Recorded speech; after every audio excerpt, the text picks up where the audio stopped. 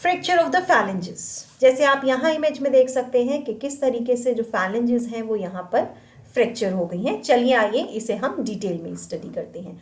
So these are the common fractures. ये हम देखते हैं कि कॉमनली ये फ्रैक्चर्स हो सकते हैं और जनरली ये फ्रैक्चर्स होते हैं जब कभी भी कोई हैवी ऑब्जेक्ट हमारे हैंड के ऊपर गिर जाता है या फिर फिंगर्स में क्रशिंग हो जाती है। क्रशिंग या तो रोड ट्रैफिक एक्सीडेंट में या फिर किसी फैक्ट्री में काम करते हुए अगर हैंड में की क्रशिंग हो रही है, so that will result into the fracture of the phalanges.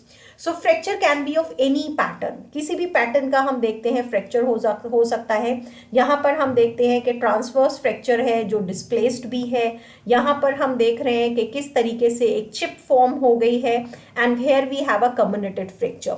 So it could be a transverse fracture, diagonal fracture, oblique fracture, spiral fracture, comminuted fracture, किसी भी पैटर्न का फ्रैक्चर हो सकता है। इट मे बी डिस्प्लेस्ड और it may be undisplaced. So treatment की अगर बात करें, so union is not a problem in these fractures. ये फ्रैक्चर इजिली यूनाइट हो जाते हैं, but maintaining the proper alignment of these fracture fragments is very important because chips बहुत छोटी होती हैं, फ्रेगमेंट्स बहुत छोटी होती हैं, सो ईजिली अपनी जगह से वो मूव करती हैं। So maintaining that them in a proper alignment is a tedious task. So अगर अनडिस्प्लेस फ्रैक्चर है then treatment is very simple. Basically वो पेन रिलीव करने के लिए किया जाता है।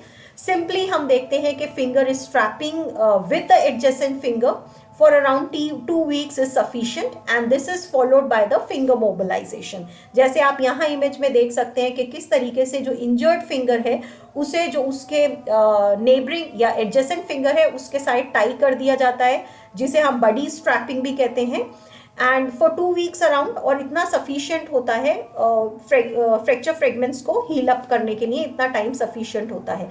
यहाँ आप देख सकते हैं कि किस तरीके से स्पेसिफिक पोजीशन में फिंगर्स की स्ट्रैपिंग की गई है, इंजर्ड फिंगर की with the adjacent finger. So this is how this is being done for the cases of undisplaced fracture. Displaced fracture की अगर बात करें, सो रिडक्शन बाय मैनिपुलेशन, कि जो भी हमारी फ्रेगमेंट्स हैं उन्हें प्रॉपर अलाइनमेंट में लाया जाता है मैनिपुलेट करके, एंड देन इमोबिलाइज किया जाता है एल्यूमिनियम स्प्लिंट में फॉर अराउंड 3 weeks। सो यहाँ आप देख सकते हैं ये रेडीमेड स्प्लिंट है जो मार्केट में अवेलेबल है, उसमें इन्हें इमोबिलाइज कर दिया जाता है। Here also you can see कि किस तरीके से ये जो फैलिंग है इसकी टिप किस तरीके से यहाँ पर फ्रैक्चर है। सो उसके लिए रेडीमेड ये स्प्लिंट मार्केट में अवेलेबल है जिसे यहाँ पर पेशेंट को अप्लाई कर दिया जाता है for around 3 weeks। Now if displacement is not maintained then percutaneous fixation or open reduction with internal fixation using K wire may be necessary।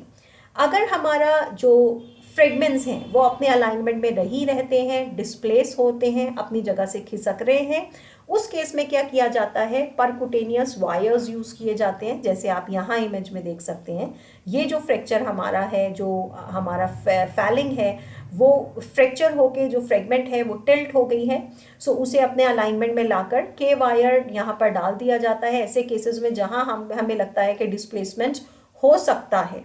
सो ऐसे केसेस में के वायर्स यूज किए जाते हैं। Open reduction and internal fixation is the treatment of choice. ऐसे cases जहां पर कम्युनेटेड fracture है, स्पेशली जो डिस्टल फैलिंग्स है उनकी टिप का, ऐसे केसेस में बहुत स्पेशल ट्रीटमेंट की नीड नहीं होती है। जैसे आप यहाँ देख सकते हैं कि किस तरीके से ये छोटा सा यहाँ पे फ्रैक्चर है, कम्युनेटेड फ्रैक्चर है। ऐसे केसेस में स्पेशल ट्रीटमेंट की नीड नहीं है, but our focus should be on the treatment of the soft tissue injuries जो यहाँ पर साथ में इनके होती हैं, उन पर हमारा ज़्यादा फोकस होता है। सो इस केसेस में हम सिंपल स्प्लिंट पेशेंट को अप्लाई कर सकते हैं, जैसे यहाँ आप देख रहे हैं रेडीमेड स्प्लिंट्स मार्केट में अवेलेबल है, and focus should be on the soft tissue injury. So this is all about this fracture. अगर आपको समझ में आया हो, पसंद आया हो तो वीडियो को लाइक कीजिए, शेयर कीजिए और चैनल को सब्सक्राइब कीजिए।